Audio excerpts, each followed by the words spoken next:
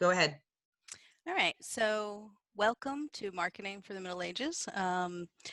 If you're here, you're probably selling stuff in the SCA online right now because of quarantine, even if previously you were a person who mostly did in-person events. So I am not nearly as good at teaching as Her Royal Highness was, but I'm going to give it a shot. Um, just to give you a little bit about me, actually, first, let me link you guys the handout for this class. I'm going to put it into the chat. You should be able to click that link and you can use this information for later. I'm not going to post the slides that you see, but almost everything is inside of that particular link. So anyway, so about me, my name is Lady Gorawyn. Fire hair, as everybody can see, it's kind of noticeable. Though quarantine has killed my hair color. Yeah, so I've been in the SCA for 20 years. I'm a leather worker and I'm the owner of the Dormant Dragon. We opened officially sometime in about June of last year, though I've been leather working for probably 10, 15 years. And what makes me special about teaching this class in particular is that I'm getting my MBA in like a month, maybe two, and finishing up. It's kind of in flux right now because, again, COVID is killing everything, including my schooling. So yeah, and for the last 10 to 15 years, I've worked in content marketing. I've done everything from copy editing, copywriting, project management, you name it, and I mostly worked in the gaming industry. So a lot of esports startups, beginning little tiny companies that want to basically break into, I'm going to scoot over because I'm kind of behind my thing over here. Anybody that wanted to start. So that was kind of my thing, was to help them create a strategy for basically becoming bigger, expanding, scaling up. So that's a little bit about me. We're going to go over the things that we're going to cover today. And I'm going to go pretty fast because there is a lot of information that we're going to cover in a short amount of time. I probably could have done this class over a 3-hour period and gone really deep into a lot of these subjects, but we've got an hour, so bear with me. We're going to cover what is marketing, what is a funnel, what happens to the buyer from point A to point B, how do they get to your store, and how do they buy your stuff? What is a call to action? We're going to go over branding. You probably all already have a brand. You just don't know how to make that brand bigger, most likely. Foundations of a brand, most people when they start a business, that's the first thing they go to is brand. Extending your brand reach is where most of you are like, that's where I need help, right there. How do I get my brand out there further? And brand maintenance, how do you do upkeep on your brand? Then we're going to go over utilizing social media, Twitter, and then I'm going to give you a bunch of different tools that I use, and I will briefly go over them at the end. Are things like Asana, Trello, project management software, things like that. I'm not going to go in deep to those, but if you have any questions and you see me at an event or you want to reach out to me on Facebook, feel free. You can search me by my SCA name. That's awesome. And find me and just poke at me. I friend everybody because I'm into marketing. So more people is good people. All right. So next up, we're going to go into what is marketing. Most of you probably think marketing is advertising. It's not. It is the activity and set of institutions and processes for creating, communicating, and delivering and exchanging offerings that have value.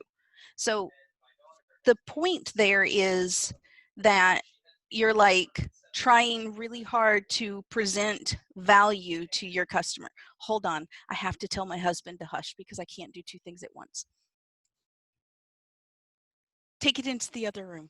Take it into that room. He's loud. Anyway, so you're trying to get value to your customer. That might come in the form of advertisements, but it also might come in the form of product development. And so, you think about what does your customer want from you?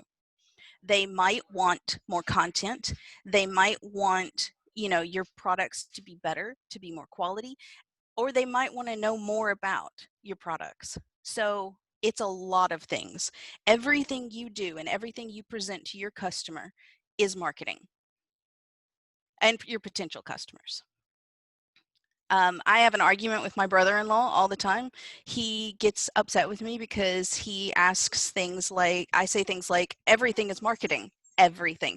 And he's like, is dating marketing? And I'm like, yes, you're trying to convince your partner that you are worth their time. So every single aspect of that is you marketing yourself to your partner. And if they don't like the product, well, you know, well, then you're SOL. So this here is called the marketing funnel.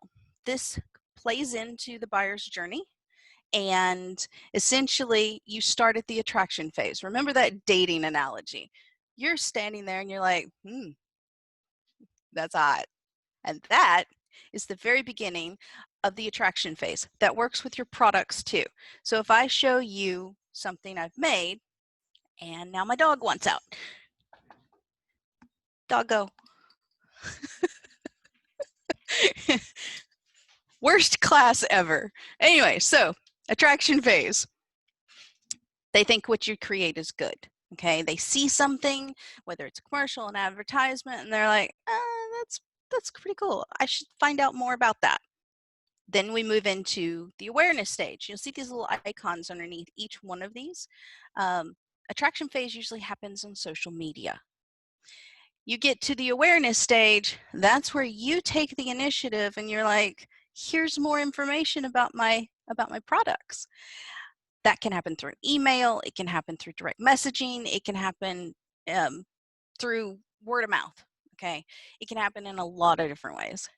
Then they go into a stage called evaluation. They are evaluating whether or not your product is worth buying. This is the point where you get your customer is on edge, okay? And that is the point where you have to create a call to action. We will go over that a little bit later. Say they like your stuff. Boom, you're in the purchase stage. It doesn't end there. Remember, everything is marketing. So after purchase stage, you move on to the delight stage. Oh man, I really love this pouch that Gorawyn made me. What do? They become a loyal customer because they like your stuff, because it actually holds up to what you said it's going to. Then they are loyal. They are going to advocate your product and become free marketing for you. It's a great thing. This is the marketing funnel in a nutshell. And now there's different things at each single stage that you can go in deeper. But again, reach out to me if you have any questions about anything you see. So as I just took you through the buyer's journey, which is that process of them going from research, oh, wow, that's pretty hot, to I want to date you, to, you know what, my husband is the greatest. Don't buy my husband. Well, I mean, you can, or he's a fighter. But anyways, I lost myself there. That was a bad one. Anyways, so it's the point from 1 to 2, A to B for your buyer. How do they get to the point of buying things from you? I see you laughing. Don't laugh too hard. Okay, so again, we went through this: awareness, consideration, decision. Buyer's journey has more than this. It's essentially afterwards they go and they're going to advocate your stuff, but really you want to focus when you are creating what is called a buyer profile. What is the stage of awareness? What is their stage of consideration? And what will make them buy your product? Okay, a buyer profile or buyer persona, which SERs will love, is basically you go into demographics and you'd say the average buyer, and we're going to go into this into target marketing a little bit. So the average buyer for my product is, for instance, for mine, I make a lot of leather armor. The average person for mine would be male, usually in their late 30s, and they would be a heavy fighter. So I need to know, how am I going to take that heavy fighter who's not always The stick jocks are not always the smartest at going down Merchant Row and buying the best things. They buy whatever is shiny. They're worse than women in a thrift shop. And get them to buy my stuff. And that is the buyer's journey that you want to consider whenever you're making products, advertising to people, whatever you're doing. Okay, you want to make sure that you're considering how your buyer gets to your product. For me, a lot of my people that buy my stuff are going to be fighters. So naturally, I go to fighter practice because that just makes sense. I want to know as much about my particular audience as I can. So, call to action. We talked about this a little bit. It's the purchase stage. How do you get them to buy? How do you get them to click? This is especially important when you are working online. So, like, say for instance, you're on Facebook and you're posting up pictures. A call to action might be, hey, buy my stuff. It might be just as simple as that. Buy now. Here's a link. Click. Go buy my stuff. That is you literally asking your customer, would you like to purchase my thing? Please purchase my thing. You don't want, it's a term for any device used to prompt an immediate response. So it's the, hey, get 50% off. If they're leaving your Etsy store, it's the discount that you give them, that you set up, that's like, they've got stuff waiting in their cart, so let me give them a 10% discount. And then the email that you send is the call to action for them to go and actually buy the thing that they've got left sitting in their cart for 6 months. Because people do that on Etsy, including me. Okay, so we've gone over the marketing funnel, we've gone over the buyer persona, and how a buyer gets from point A to point B. I don't know if I'm showing up correctly. Anyways, so we're going to go over branding. Branding is usually a business person's first step into promoting their product.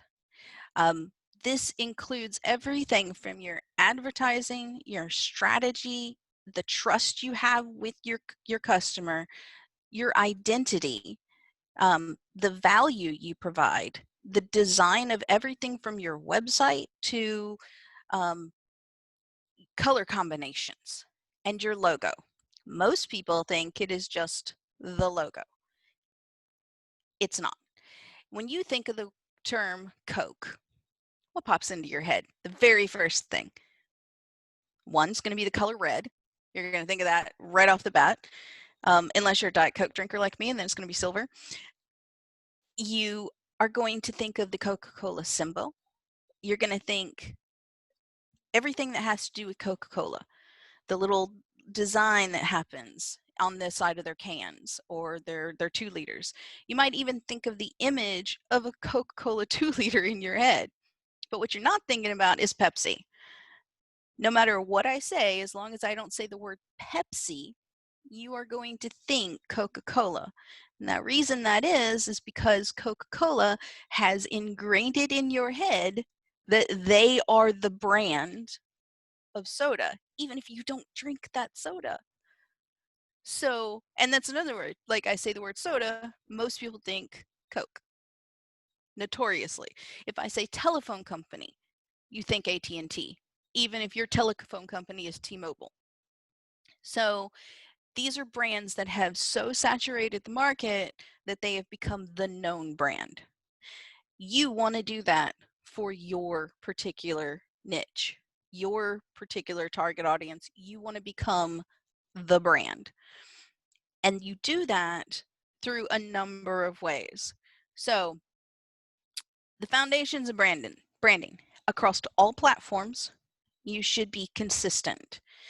To give you an example, I use the colors black and red in my logo and in my design and in my color combinations and in my hair. I use it everywhere because I want people, when they associate red and black and dragons, to think of me when they come up with the concept of leatherworking. If somebody says, I need to get some armor, or I need to get a new pouch, they're going to be like, I'm going to go down Merchant Row and I'm going to look for the red and black because I cannot remember what that chick's name. Consistency. It's important that you apply it across all platforms. One of the biggest mistakes that I see new people do when they are starting an online marketing strategy is they will have, they'll have a website that's pink and blue, and then they'll have their Facebook be in Facebook colors, and they get pictures of their different stuff, and it's all over the place. There's no consistency. So for instance, when you are creating pictures for putting your products online, I do all of mine on a white background, all of them without fail. One, it's easier to see those pictures when you're presenting them on a website or on Etsy or Facebook. But you could also do, like, say, for instance, I could do red. I wouldn't do black because sometimes it takes away from whatever you're trying to present, but keep it within your theme. So consistency, very important.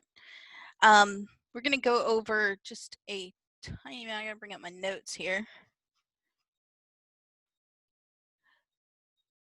So when you are trying to form your brand and begin it, you're going to ask yourself 4 questions. These questions are going to build into your identity, okay? And they're going to basically define your brand. This is going to help you in making that consistency happen across all forms. So you ask yourself, what is your company's mission? You should have a mission statement. You should absolutely have a mission statement. Your mission statement can be, I want to sell things to SEAers. Your mission can be, I want to be a philanthropist and donate all of my money that I make to, I don't know, children. That can be, your mission statement can be whatever you want, but it's going to basically, you take your brand, and when you're creating it, when you're creating everything from your logo to your design, you want to think about what that says about the mission that you have. You're not going to want to make a charity and then, put, I don't know, swords and knives all over things. It's not going to come across as very charitable if you're using instruments of killing, as your design. So then you're going to ask yourself, what are the benefits and features of your products? So for instance, when I'm doing product development, I do armor and I do accessories. I build that in because I think about the benefits that my products have. One of the things that is important to me is functionality. I want everything that I have to not only be pretty, but I want it to be highly functional. So the features to my products, I put little things in there that matter to someone, like a drawstring where, another pouch might not necessarily have one, so that it holds in things because my target audience is mostly fighters. They can have a pouch on the field. They don't want their stuff falling all over the ground. So again, it's little things like that. What are the benefits and features? And that again plays into your identity. If I become known for being functional, people will be more likely that prefer functionality to buy my stuff. What do your customers already think of you? This is another thing that's really important to think about is, like for me, my business in the SCA itself is very relatively new. I don't have a lot of customers that think much of me yet, but those that do, most of the time they think I'm funny. They think that my company, again, the functionality is very important, and they think my stuff is really pretty because I like pretty. My tooling is really nice, and so that's a big feature of my stuff. The art is important to me. So my customers are going to say things like, I like this about her company. If they get there's a Facebook group, for instance, reviews of armor construction, and I see nonstop all of these reviews about these different merchants who fail to deliver on time. This is an important thing that is vital to your marketing strategy. If you do not have your customers' trust, they will spread that. They will say things like, you're never going to get anything out of this merchant. It's going to take 6 months for you to get your items. So that's a bad thing that your customers could already think of you. So how do you go about changing your brand and your marketing strategy to get them to stop thinking about that, even after you've changed your, say you just went to just-in-time inventory and you are now increasing production. You're no longer the person who takes 10 months to get a helmet out, okay? You want to change that strategy. You want to make people realize, okay, I'm on the ball now. So what your customers think of you matters. What qualities do you want them to associate? And that's the next step. So they think that you don't get stuff out quickly enough. You want them to associate, on time delivery with your company. So you build your brand around these 4 questions. And it plays into pretty much everything that you do. So as you're building your logo, keeping in mind the 4 questions that we just went over, you want to consider your logo to be simple, definitive, symbolic, and distinct. So what does that mean? All right, simple. It's you don't want a logo that has a lot going on. This on the screen is actually my old logo. In the handout, I show you my new logo, which originally this was a placeholder that I basically pulled off of Google for open source art and was like, okay, I don't have time to actually create this myself. And then I went in and made my own logo when I had time. It needs to be recognizable, definitive. It should be easily associated. My company's name is the Dormant Dragon. I have dragons on everything. Okay? I want them to associate my logo with my company no matter what.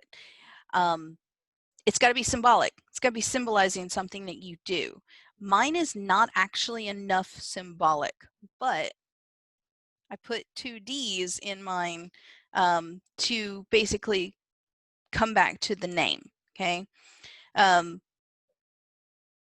It's more my logo is symbolic of me, not my company as much, because most people call me a dragon, and I like dragons a lot. So it should be distinct. So I changed it largely because it wasn't distinct. It was generic. Of course, I got it off of like some image site that was like, I need dragon quickly, got to put up Facebook group. So yeah, the old logo, not that great. New logo, awesome. And so keeping that in mind, theme. Your theme should not only apply to your logo. Again, like I said, I have dragons everywhere. I mean, like I have dragons on my little brooches here. I have dragons everywhere because I'm trying to build that brand. And I want, when people can't remember who I am, or they can't remember the Dormant Dragon, they're going to say things like, dude, where'd you get those van braces? Oh, from the dragon lady, the one with red and black down Merchant Road. That's where you want to go. Your theme is basically, what will people say about you when they can't remember your name? My theme is functionality, red and black, dragons. Keep your theme simple. If you start adding in more and more stuff to who you are, people are not going to remember any of that. It's going to be, the guy who does the thing. I think he's 3 down from such and such. And you're just like, I don't know who that is. So, okay. Again, we're moving fast. Brand reach. This is a vital key term that you need to keep in mind when you are building out your websites and your social media profiles. You will find, like on Facebook or Google Analytics, that you can see how many unique hits your particular um, page has attracted. So if you go onto Facebook and you go into your company profile, you can find statistics. You can do this on Etsy too. Most sites will have statistics. For Twitter, it's impressions. How many people have actually looked at that piece that you put out?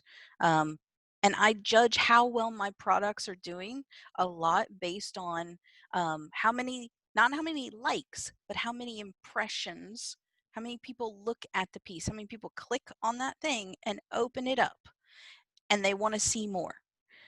Those are unique hits. Those are people who have never come to your brand before and they are new. There is some retention stuff in here that gets a little deeper into brand reach that I will probably go on if I do an advanced marketing class. But this reach is a good indicator of how many people you have in your target audience. Your target audience is, as we discussed earlier, who buys your stuff, what age are they, what gender, what demographic, race, ethnicity, income level. There are so many things about creating that buyer persona, you know, that it's, you got to ask all these questions and find out who is the most likely person to buy your stuff. This will help you understand the needs of your customers, and it will help you to advertise, to tailor your advertising. I'm not going to market on an average. I'm not going to spend a lot of money marketing to women. Yes, there are women fighters, but the amount of women in that target market is far smaller than the overall arcing. We all know that most of the fighters in the SCA are guys. So it makes sense for me to spend more money on marketing to men than it does women. Now, that in mind, when I did, after you determine your target market, you then want to move into how do you expand that market. Now, remember, I just said I'm not going to spend a ton of money on targeting women. That doesn't mean I'm not going to, because people who are not within your standard target audience are the people that are going to expand your reach. Okay, not reach. You currently, I target mostly men. I'm in the first year of my business opening. I won't start targeting women until probably sometime next year, though that may be extended because we're not going to events. When you target audiences that are outside of your of your V son is making me giggle. So when you target audiences that are not in your standard target audience, that's when you're extending. Okay. And you should be doing that at various different points. How do you do it? Well, we all know how to use Facebook, I'm hoping. But Facebook for marketing is a little different for businesses. It's actually not that conducive. So I'm going to, I don't think I can actually share my screen and the Prezi at the same time. So let's see, go into the Dormant Dragon. So at the top of your Facebook page, you're going to have inbox, COVID, manage shop, notification, insights, and more. Okay, publishing tools, ad center, and page quality. Everybody knows how to usually go to their notifications. Most people don't understand what the insights page means. It is important to understand this page, and again, I could do an entire class just on the Facebook insights page alone, and I may at some point if this class gets if this class gets enough likes, if we say. So on the Facebook Insights page, it gives you a summary. You can change things like how long ago you want to look, all of that stuff. Utilizing this tool is very important if you have a Facebook page for your business. I noticed that a lot of people who are just getting into doing online marketing and online sales. They make a Facebook page, but then they don't link it to their personal profile. You don't, they'll say, I work at this thing, but then it doesn't link directly to their profile. This is a common problem. So make sure you do that. Make sure you go to the insights and look at it. Like, for instance, from June 13th to June 19th, I reached 365% more people, 921 people, which is an increase from last week. It's going to show you what you're doing right and what you're doing wrong. And marketing is a lot of trial and error. It's, okay, I put up this post showing this picture, and then you look at it and you're like, that didn't get very many likes, that didn't get very views. How do I change it? What's wrong with this particular picture that people didn't find as much interest in?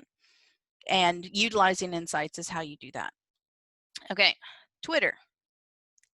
Twitter is not as great a place for promoting, say, communication. What it is great for, I have found in my personal experience, for connecting to other people who are also into the same things. So on my Twitter, I connect with a lot of people who are into leatherworking. These are people who, who want that particular product or want to learn about that particular thing. I don't use Twitter as much as I do Facebook. I feel like Twitter is, you can't get enough in that 147 characters to really describe anything. It's a quick, hello, I'm here, this is who I am, but that's it. There's not a lot of detail. It's great for piquing people's interest and pointing them at a place that has more information. But you can also see impressions on that. YouTube. YouTube for merchants in the SCA, it's an excellent place to bring in new people.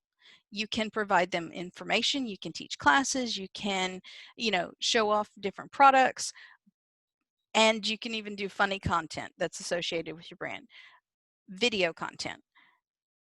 YouTube, again, it's not got a lot of tools that are going to be conducive to making people buy things. It is a place to educate your customers about what you do. Instant messaging. There are a lot of these.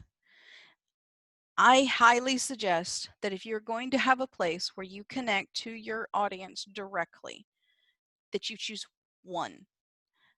I use Facebook Messenger a lot. That is my go-to. Start with one, because this can get overwhelming really quickly for a lot of people. If you've got to go to Twitter to check your messages every day, and then you got to go to Discord and Google and your email and Facebook, and you've got 15 people on each of these, sometimes the same person going to different platforms to ask you the same exact question, but you've got to review it. That's time out of you working on your products. So you want to make sure that your customer service, you funnel them all to one place. It's a great way to have one-on-one conversations, but remember, if you're taking the time to have that conversation, make it concise. Don't go crazy talking about nothing unless they're your best buddy. I see a lot of people that, like, for instance, I will have a conversation with a merchant and I'll be like, what size is that?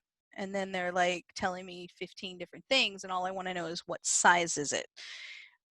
Be concise and utilize instant messaging as a time that you can provide call to actions. So they're like, what size is it? And you're like, well, it's a size 7.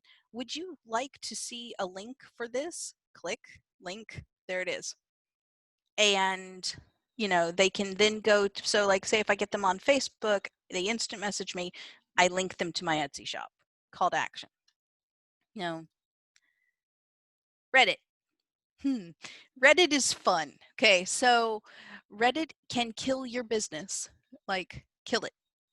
it can destroy you. It can also be a great place for you to expand your circle, if you will, your brand, but you're going to need to be careful. Do not make the mistake of going on Reddit and creating a page for your website, for your brand, because that's frowned upon. There are a ton of different rules and social etiquette that goes along with being on Reddit. What it is great for is for you, say, for instance, I'm a leather worker. I'm going to go on Reddit. I'm going to go on the subreddit for leatherworking, and I'm going to talk to people, which is going to make people wonder, oh, this chick knows what she's talking about. What does she do? I'm gonna message her, and then again, you market funnel them back to where you want them to be, where it's more appropriate to have conversations about you. Don't go on there and try to just be like, I'm the dormant dragon, you should come and see my stuff. It's a place to connect, not and talk about things, not it's like social hour for the internet.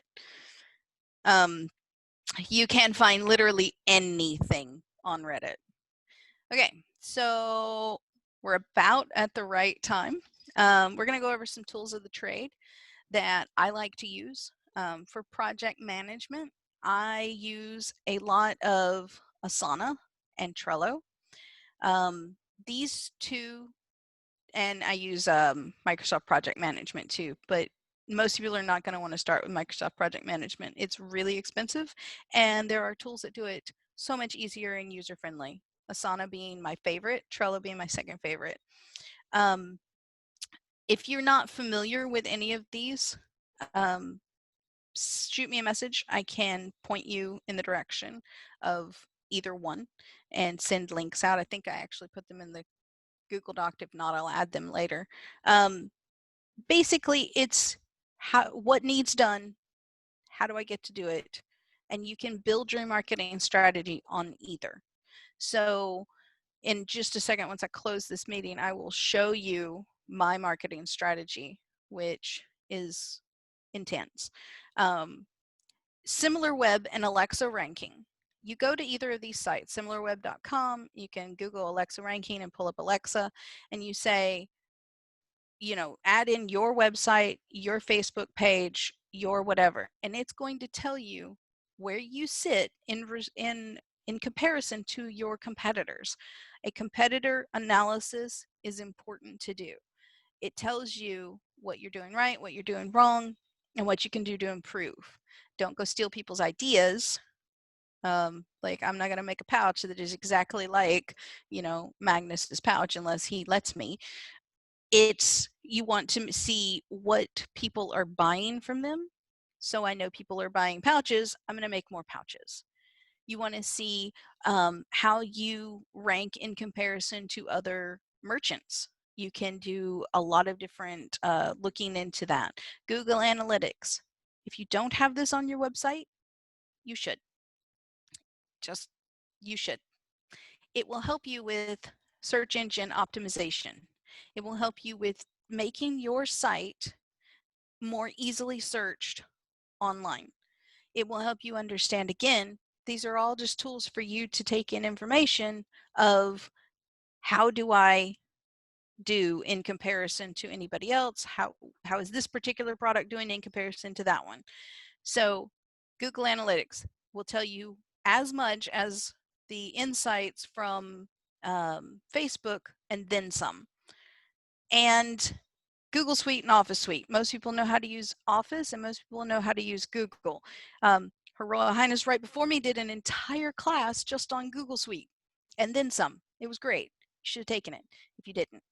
I learned a few things and I use Google Suite a lot. So, all right, so it's about 10:43 and I'm going to open it up to questions. If you want to unmute and ask me any questions, feel free. We have limited amount of time to do it in. Okay. Haranason would like to speak, but he can't. Nope. Nope. Hold on. I cannot hear. Nope, everybody is still muted. Try unmuting yourself. Yes. There we go. Who needs to be unmuted? I'm killing this name. Haranison? You're gonna have to say it when I can actually hear you. Here, I'm unmuting. Let's see if I can unmute here. Unmute. Nope, it will not let me unmute. He has to unmute himself. Okay, you got to do it yourself. There you go. There I he is. don't see you mute. Nope.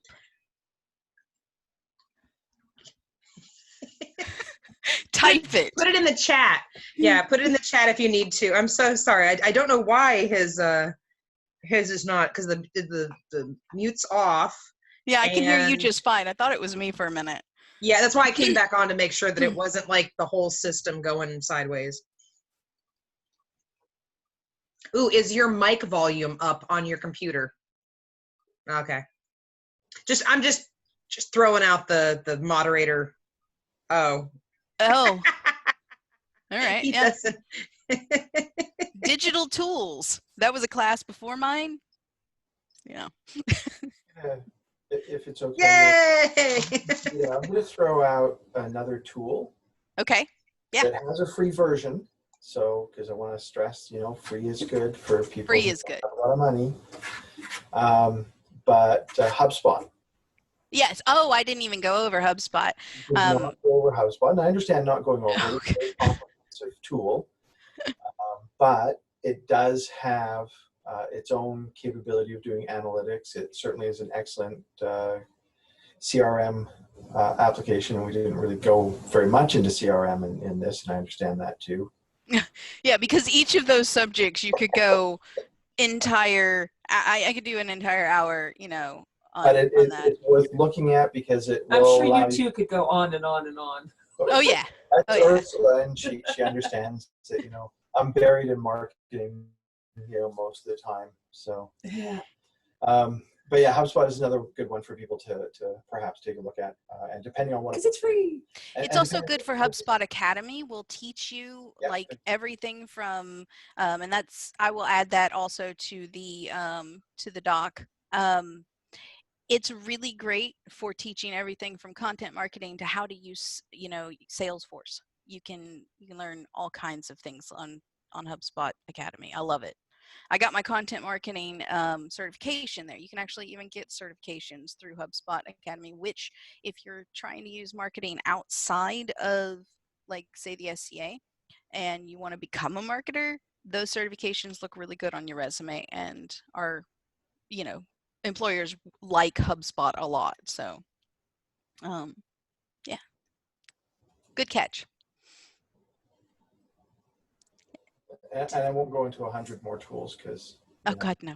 Yeah, like I put Microsoft Project Management on this list. I use it a lot.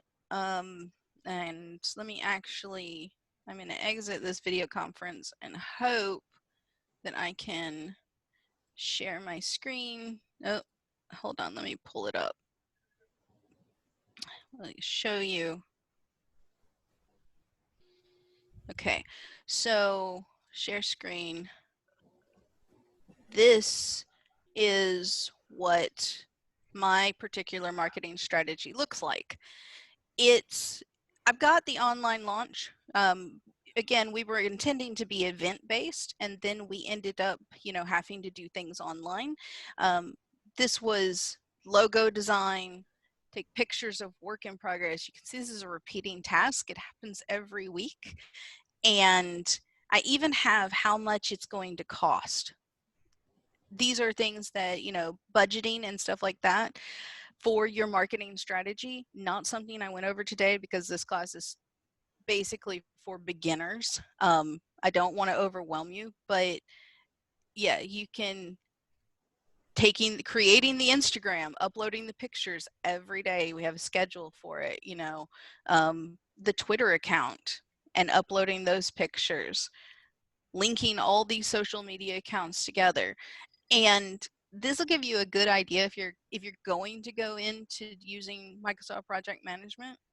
It'll give you a good idea of, like, how much does my marketing strategy actually cost. You can see here and this is, I stress this, even though you are doing it and it's your time and you don't think your time is worth anything, you need to check yourself, because your time is worth it. That's what you're doing it for.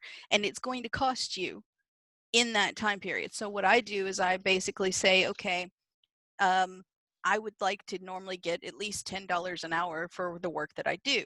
I factor this into my product pricing as well as my marketing strategy. So, and that's lowballing it, right? You want to be paid good for the amount of work that you do, but you need to make that decision on what your time is worth and factor it in. Don't just factor in that it costs you $14.99 to get business cards done. Factor in that, you know, you had to take the time to design the logo, that you had to take the time to do all of those things. It will play into a lot of different things, up to and including your taxes, okay, your payroll. I don't know how many people, I personally was not able to do the paycheck protection program thing because I didn't have payroll set up, because I thought, you know what, I'm not paying me, I'm definitely not paying my husband, no. And I'm kidding. So I didn't have any records of that. This will give you those records to be able to present. So, but yeah, simple, basic marketing strategy. Any other questions? And this was what program again? What I just showed you is Microsoft Project. I'm actually going to share screen again, and let's. So Microsoft Project Professional as a subscription up in Canada is going to cost around $38 a month. In the US, it's probably going to be about $28. I can't be sure because I haven't checked pricing as of the last couple of months, but that's the equivalent to sort of price that you pay on a monthly basis for it. You can buy the full suite. The full suite runs around $1,500. But that means you just own it and it doesn't auto update. So if you're looking for something that is free and you do not have a huge amount of people, I suggest Asana or Trello. Asana is, you can see it here, it's basically the same kind of thing, but you can't see it, I don't think so. can you see what I'm showing? Nope. I see There's just nothing there. Hold on just a sec. Zoom. It's I'm very not. replicable. Yeah, hold on. Let's see. Zoom, this one, share. Can you see it now? Yes. Yes. There we go. Okay. Okay, so Asana is, it's very similar to Microsoft Project, does a ton of things that Asana does not. But you see how you get this timeline going. This is also considered a Gantt chart. It's the same exact thing. You're basically saying it's going to take me from the 19th to the 8th to do my marketing plan. It's going to take, I'm going to need these things, and you connect them in the same way. It also has a cool, you just log into Asana if I can.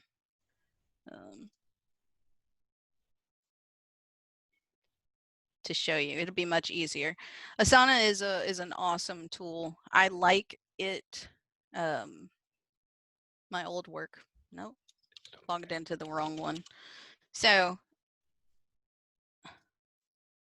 let's just say I do marketing. There we go. So you can create a task on Asana, and then, yes, I don't want to see this. Okay. And then you basically build that out. You put in your due dates and you put in your priorities, and it basically lets you just do project management for everything from inventory and to, I need to do advertisements once a week. And it'll remind you, you know, you need to do these things. So take me to my project. Let's get started. I don't know how much time I got, like 7 minutes. So you get the calendar view, and then you get the task view. So type in hi, click it, it's due on Monday, it'll show you, you can change out that date, and then you go into the calendar and boom, there it is, right here. you bring it open, and you can do all kinds of stuff like add in subtask. It works very similar to Microsoft Project. And if you need any help like walking through Asana, just reach out to me on Facebook and I will definitely help you. Trello is a little bit different. Let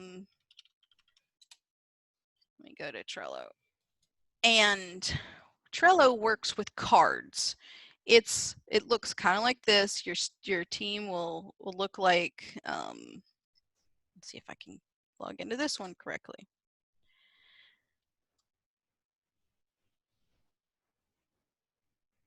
Nope, it wants my other email. Yes, yes.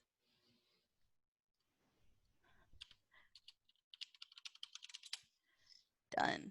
Okay, I want to go to Trello, please.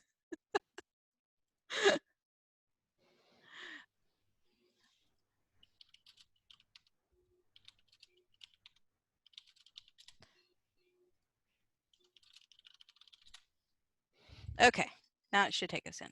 Okay, so it looks like this. Can you see this? You add in a card. This is very simple project management. Trello can get complicated.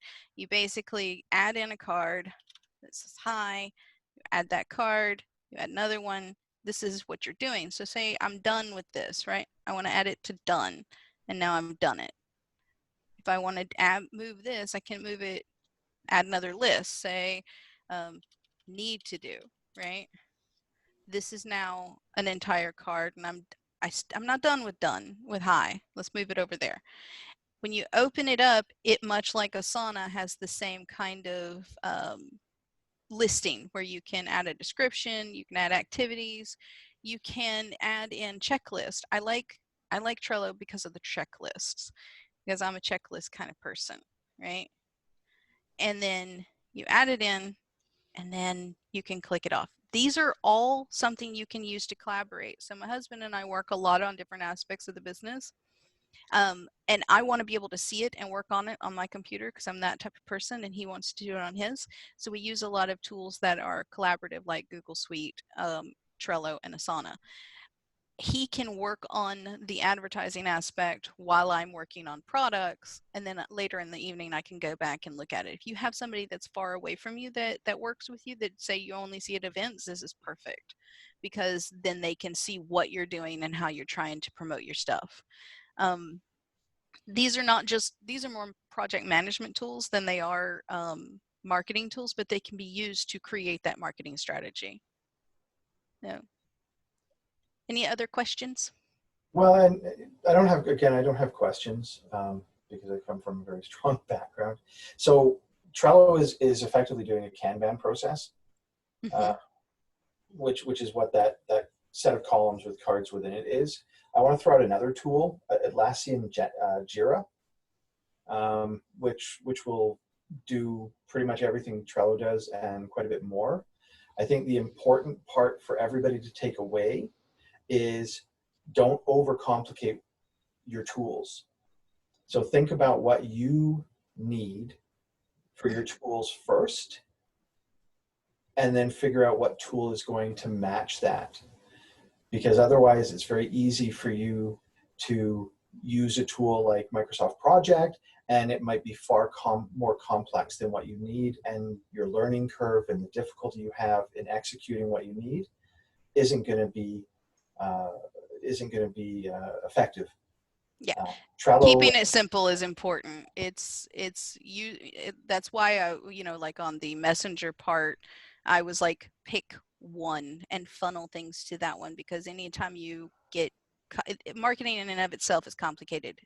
And when you're using too many of the programs, it can get even worse, and it gets over complicated, and then you've lost your strategy. So absolutely right.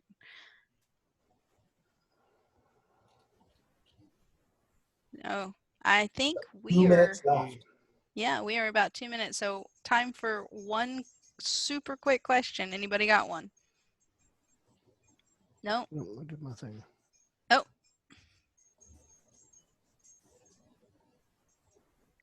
Nope, I think we're good. Now people are popping in. Yes, now people are popping in. Thank you. I can hear you. I can so finally got your mic to work. Yay. Your laughter throughout this entire one, I was like, oh my goodness, he's making me giggle. It's great. Thanks Yeah, guys for very good class. Thank you so much. yeah, I appreciate it. So I am done and I think we're good. We're good to stop recording.